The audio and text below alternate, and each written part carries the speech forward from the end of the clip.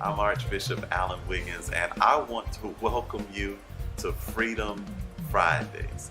Listen, God put this in my heart to introduce different strategies and testimonies to our community and to the community abroad about how to get out of debt. This is a code red season for our ministry. And that code red, code CODE, stands for creating a culture of debt eliminators. And we are debt eliminators. And I figure if we can look at different strategies, see what worked for others, then we could apply those strategies to our own lives and really see ourselves living debt free. So today, I'm so glad to have a wonderful guest with us today, one of the entrepreneurs of our community. And this guy is just so multi-talented. And I say that because he travels in more than one genre. He has several streams of income. But the first stream I'll talk about is the one that's most tasty. He is the CEO of Ole's Hospitality Group, and we'll talk about it as he comes. So help me welcome today to Freedom Fridays, Carl Brown. Now, if you're there, go ahead and just start clapping. Give us some hearts, show us some love. Glad to have you, Carl, hanging out with us today on Freedom Friday. Are you glad to be here? I'm excited to be here, Bishop. That was the best introduction that I've ever had. So you're making me feel like I could walk on water right now. Well, all I know, Carl, your restaurant serves some of the best Caribbean cuisine. Am I correct to even call it Caribbean cuisine? Yes, you are. Yeah, we're like a fusion. We try to mix Caribbean with the soul. All I know, it's like soul for my heart and for my stomach. And if you are ever in Orlando, you got to go by and check out Ole's restaurant. Now, I was in your restaurant and just kind of talking to you and getting to know you better. And we just started understanding your background, not just an entrepreneur for developing a restaurant, but you did some things in the general marketplace that I thought was very intriguing. You mind sharing that with us today? Sure. I started out actually as a stockbroker, analyzing companies, making investment decisions for clients and stuff like that. And, that kind of helped me how I operate my business now. Because, when I used to analyze companies and wanted to know what successful companies were doing, I then copied their model and then implemented it into our business. So that's a principle right there. Now, we hadn't even gotten into the principles. If it's not broke, Right, don't fix exactly, it. You can just rob and duplicate. Right. So, man, stockbroker, Yep. and chef, stockbroker, and business. I mean, I'm trying to understand oxtails and stocks. Right. It helps me become creative because when you're doing stocks, you have to have a creative mind. So I took that creative mind as far as stocks and picking companies and analyzing it and then recipeing out oxtails and jerk chicken and barbecue chicken and barbecue ribs. I'm getting hungry right now. Oh my God. That is absolutely wonderful. And so there is of course, tasty side of a business, but there's also the financial stewardship side. Correct. And so applying those principles you learned then helped you to really make sure you run a strong, solid business, even in culinary. Is that right? That is correct. And a lot of people have come to me for advice as far as how to operate a restaurant. And the misconception a lot of people have is, I have passed down recipes. My grandmother was an excellent cook. My mother was an excellent cook. But it takes much more than that to operate a business. You have to know like you said, the financial structure of a business. You have to know that, 100% of my money's coming in. I need to allocate 20% towards food. I need to allocate 15% towards labor. You have facilities. Facilities is your rent for your apartment, your your restaurant or your business. Yeah. So there's breakdowns and there's certain guidelines as far as where that 100% pot that you have, there's an allocation that so much should go into that pot. Now, obviously, if you have too much going into that pot, or coming out of that pot, then you're in a negative. Then you have to make adjustments. Then you have to know, okay, I need to cut back, or I need to figure out how to increase my sales, and you need to know how to develop a strategy for that. So that's overhead and Exactly. and profit. Is profit good for a business? Oh, you shouldn't be in business if you don't have a profit. I mean, that ultimately is the name of the game. I Right. mean, it's to generate a profit. And like you said, that is part of the financial well-being of any company. And you can't do anything without profit. You can't help your family. You can't help the community. You can't help your church. You can't help anybody Right. if you're in negative and if you're in a red. So I just want to understand this, and I know y'all are listening. I got to ask you this one Sure. more time. Is it okay to profit? It is great to profit. Even the Hey. Bible says you should profit. So. I love when I asked him that question, how he started smiling, you know. Yeah, Profit. right. So, Yeah, so profit's that's a good word. That's maybe a clue to us being able to rid ourselves of debt by increasing our income stream. Mhm. And so, Carl, I want to just take a moment now and talk about some of your strategies or principles to success. I'm sure that there has been some guiding principles that has led to your success. And I would love for you to share some of those with us. Sure. My first principle, and to me, it's the most important principle, is faith. Faith? Yeah, it has to be faith because. No, you're just saying that because I'm a preacher. No, because. Because you're in the church.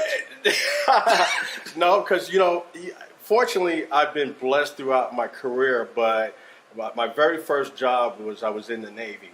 And, it taught me a lot because when the seas got rough, you hung on for dear life. You prayed to God, please let me survive to see another day.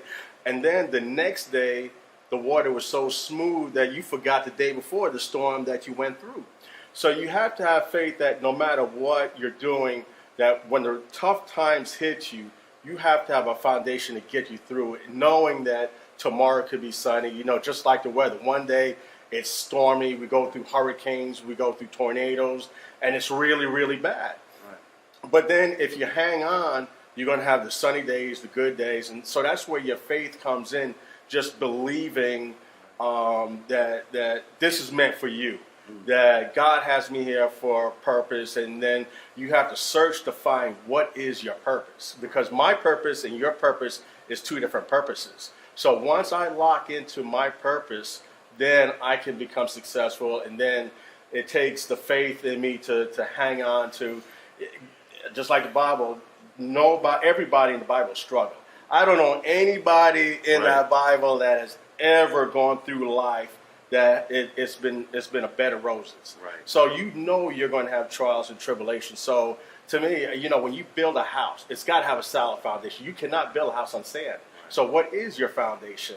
And hopefully it comes from your faith in knowing that there's a higher purpose, that God's out there to support you, and that God says He'll bless you with these things, but you got to work for it. It's just not going to be given to you. So your faith sustains you. Oh, it definitely does, without a doubt. And if you are an entrepreneur, if you are endeavoring to pay your debts off, if you're looking to increase your income, sometimes it's going to be a little rocky, it's going to be a little challenging, and establishing that discipline, but holding on to your faith is critical. What? Give me another principle. I love the faith factor. Okay. Okay. And then another one is personal development. And the key with personal development is you have to become like a sponge. Like when there's water there and you take a sponge and it soaks everything up, and you could read. It's amazing the amount of knowledge you can get by reading magazines, reading financial literature and stuff like that, and even just talking to people. Find out who's been successful, who's been struggling, and they got out of debt. That's a perfect person to go to talk, because they've been there. They know how to do it. So it's like, and then just copy what they do. Nothing is ever rigid or is basically original. People have taken proven concepts and then tweaked it. Right. Just like, for example, one of the reasons that we've been so successful with our recipes is no recipe that I have is actually I did it from scratch. I've taken somebody else's recipe that's very good, Right. and then I just created it in my way to even make it Bam, better. just Exactly add a little right. something to Yeah. it. I'm with Right. you. Exactly. Well, personal development, I think is real interesting because just last week or one of our previous recordings, Brandy Felton, B. Michelle, y'all remember that concept, that brand? Brandy talked about always being willing to learn. You're always a scholar. You're continuing to learn. And to hear you come back and echo her Right. saying the personal development is so key. Mm-hmm. All of us, I guess, can be improved. All of us. I mean, when I look in the mirror every day, I'm like, man, you need some improvement. Right. I've taken improvement from kids. I mean, it's you have no idea. These kids now, they're so advanced that they're saying things. It's like, wow, that makes sense. Why don't I try that? So, Wow. yeah. Personal development. Exactly. Personal And development. faith. Mm-hmm. You have one or two more. Yeah. Oh, and then along with the personal along with the personal development and the faith, it's got to be your attitude. Attitude. Oh yeah, because if I surround myself Oh, around a bunch of negative people, Oh my God! Now you're not. I'm not gonna going come- anywhere. I mean, this has something to do with getting out of debt. It has a lot to do with getting out of debt. prosperity. Exactly. Attitude. Yeah, because if I surround myself with people that's in debt, where am I going to go? Well, Jim Rome says that you're the sum total of, you're the average of the sum total of the 5 people you hang around Exactly. most. Mhm. So I guess you're exactly right on that. Mhm. Wow, that's powerful. Anything else? Um. I thought I read something about honesty. Oh. And I was trying yes. to understand. Yeah. that. Now that's the key, and this is the thing, and I'll tell you about honesty. And it's not just a matter of me being honest to you or honest to everybody that I'm around, but being honest to yourself.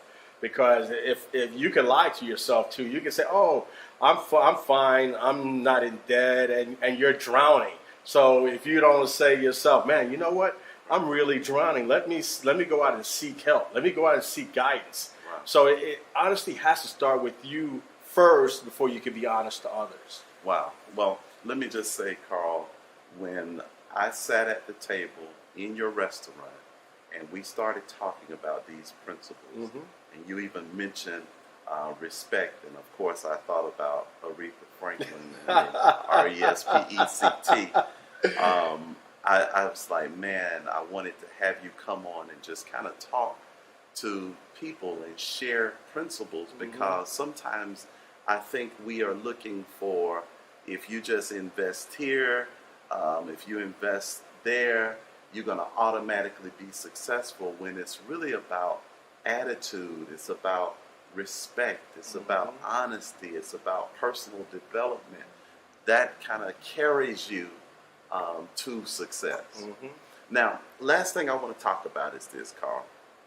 What touched me and what moved me is your heart for generations to come. And you started sharing with me how imperative it is not just to be an entrepreneur. You were saying that in your heart you wanted to create something else. Right. And so I just kind of want you to talk about these entrepreneurs that you wanted to share a skill that was taught to you. Yeah, exactly. And I'm glad you phrased that, and that is key.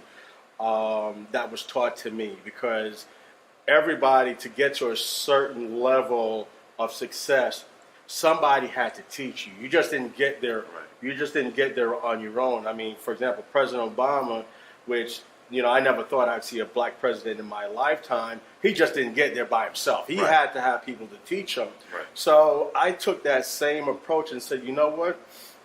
I want to teach the next generation to be successful, because we need young kids to be successful as they grow. And then it's like, what age group or where should we start at? So I sat down and I had conversations with some other successful people, because without having conversations with other successful people, you can't get anywhere. Right. So, and right. I'd like to share, like you said, you're one of the people that I spoke to, and then we said, okay, you know what? Let's start with, for example, like middle school kids. And the reason why we say like middle school kids is because it gives you time to mold them. They're still impressionable. So right. If you sit down and you teach them the art of investing in stocks, owning businesses, controlling their debt, having a vision for the future. And that was another principle that we even talked, is you got to have vision. I mean, if you're in debt, you can't say that, okay, this is where I'm going to be at. You have to have the vision as far as where I want to go, and then work towards that goal. So this is what we want to teach these kids. And we're not teaching these kids just to be average entrepreneur. We're teaching them to be high-powered.